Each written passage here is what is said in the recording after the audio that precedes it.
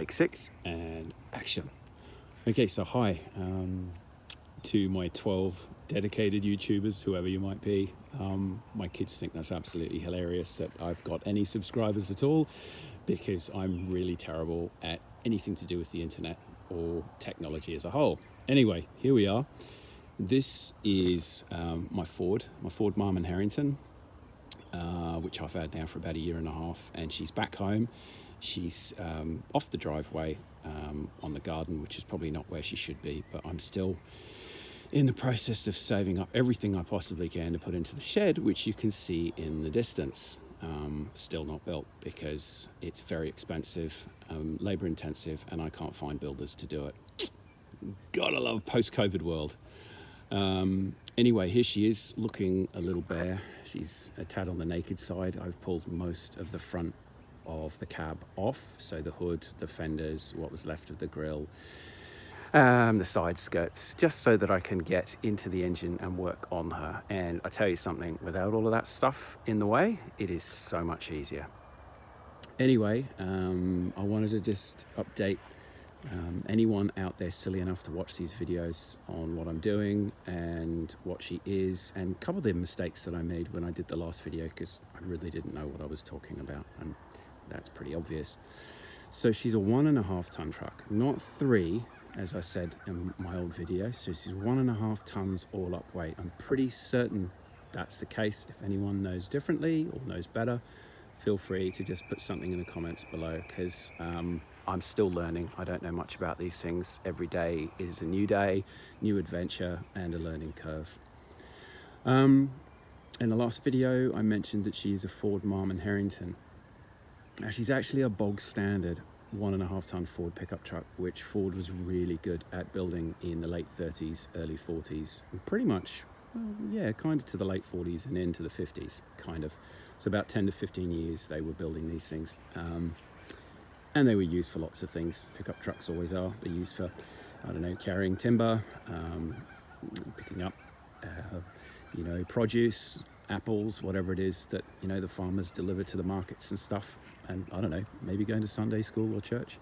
But they were there for a practical reason. And this particular example is a militarized version of those 1.5 ton pickups, which is where the Marmon Herrington comes into it. Now, told you a bit about Ford.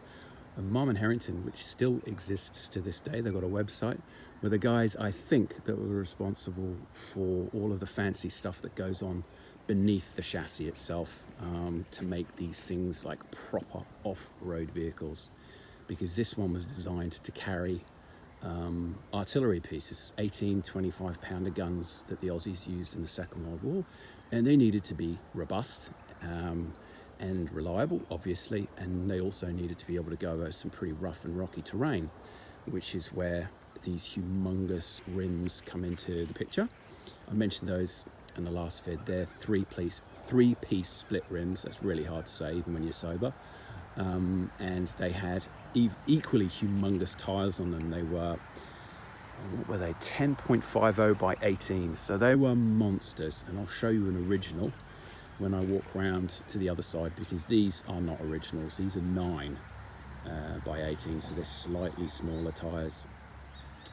She's got a flathead V8. Ford loved those, just like Chevy loved their straight 6 engine. I think this is the original engine. It certainly doesn't look like it's been changed in a very long time. Here's a cab. It's an open cab. So Ford built 2. They built obviously a closed cab, and then this, which is referred to as a roadster cab.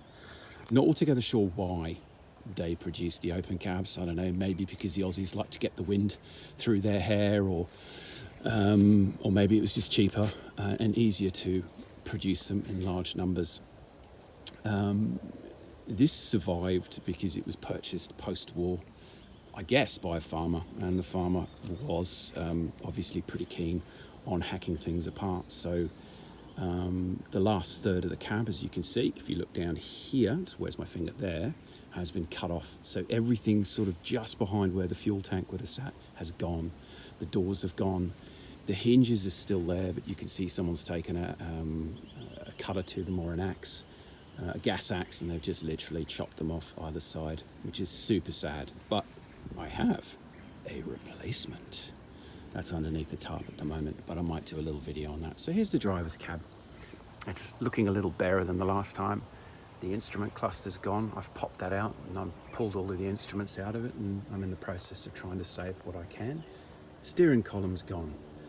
I'm doing a separate video on the steering column, but sadly the shaft is toast because one of the teeth on the worm shaft has been snapped off and I can't find it. Not that it would make any difference if I could, because you can't just glue them on with super glue.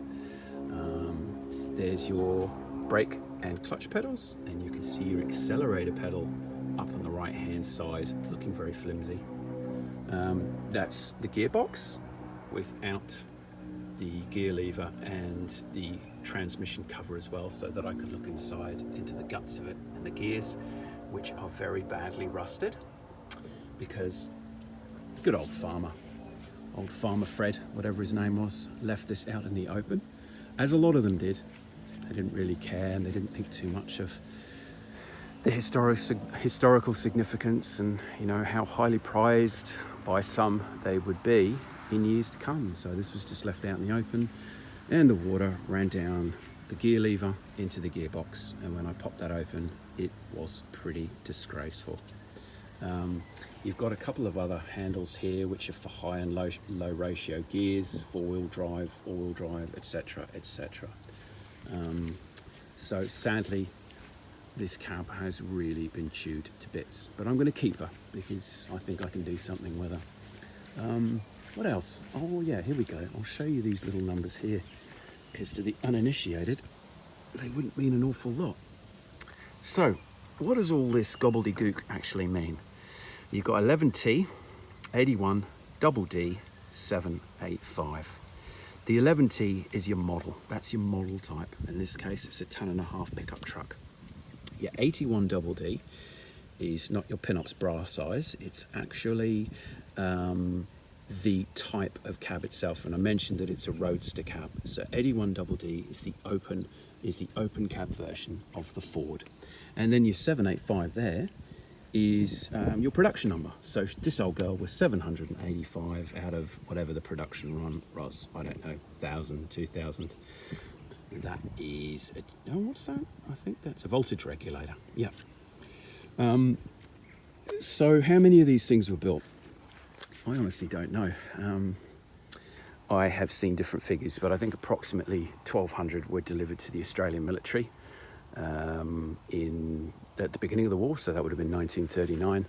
And then they continued to build these things until 1942. And the last model type they built was the 42 jail bar Ford, which had a completely different grille on the front. And it's, of all these trucks, I reckon the jail bar is probably the most common that you'll see. Now, oh yeah, this is something else that I noticed, which is me being a bit of a turkey. It says here, what does it say? Armor plate safety glass. This does not mean it's armor plated. You could literally put your, I don't know, an elbow through it if you're really angry, or a 22. It's not armor plated. That's simply the name of the people that made it. Is this original glass since the war? I have absolutely no idea, but it's still there, and with the exception of a few scratches, I think it's pretty cool that it's still got its glass, because usually when you find these things, the glass is the first thing to be smashed by a bunch of irritating little kids with nothing else better to do. I was a kid too once, but I never did that. Okay, so I mentioned the tyres. This is an original tyre. This is the size of them, and this gives you some idea of just how big. There's a crappy old steering wheel which I removed from it, and I've now got a new old stock steering wheel because that was coming apart in my hands.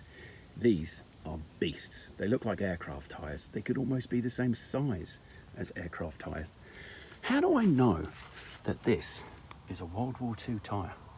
Well, actually I don't, but this thing here, if you can see it, is a giveaway. DD, Defence Department, which is a stamp. You'll find it on lots of World War II things. You'll find it on khaki equipment like slings, webbing slings. You'll find it on the outside of binocular boxes and holders. You'll find it on helmets, all kinds of things. And that little symbol there That stamp makes me think that this old beast is a genuine Second World War tyre, and whilst it's cracked a lot, it still holds air. It hasn't lost pressure in I don't know how long. And there is the size dimension, 10.50 by 18. I'll walk you around the back and you'll be able to see the pintle hawk. So this thing here was what carried your artillery piece. And as I mentioned a little earlier, your 18, 25 pounder guns. In addition to that, they also carried something called a limber, which to you or me is a big box on wheels, leaf springs and wheels, 2 wheels, with a hook, and it was chockers with ammunition. So all the shell casings used to go inside the limber, and this old machine used to carry them to and from the front line. How many are left? Once again, I don't know. I've seen, maybe half a dozen guys like me that have, or know of, sorry, a dozen guys, that have rebuilt these. It's a guesstimate. I don't know, because I don't think there's any accurate numbers on how many are still around, still being rebuilt, but not many. I think you could probably count them on both hands, and that's it. There's a really good one at the Australian War Memorial in Canberra, and she's been built with basically 2 different vehicles. So I think the back of her was from one truck and then the front of her was from another. And I remember once somebody telling me that if you ever want to rebuild a Second World War vehicle, make sure you've got about 2 or 3 spare. And he's right. So by the time I finished rebuilding this, it would be made up of parts from about 3 vehicles, I reckon, maybe 4. Okay, that's about it. I think that's enough babbling for one day. What I'm going to do today is I am going to start popping the heads off the engine block, because surprise, surprise, she doesn't turn. And also I'm going to take the exhaust manifold out, because you can see a whopping great big hole in the middle. Okay, I think I've addressed all of the mistakes that I made the last time and done a quick walk around. So yeah, stay tuned, and as soon as I've got something more interesting to put on my YouTube page, I will. Hang in there, guys. Everybody take care, look after yourselves, look out for our friends and family, loved ones, and I'll speak to you soon.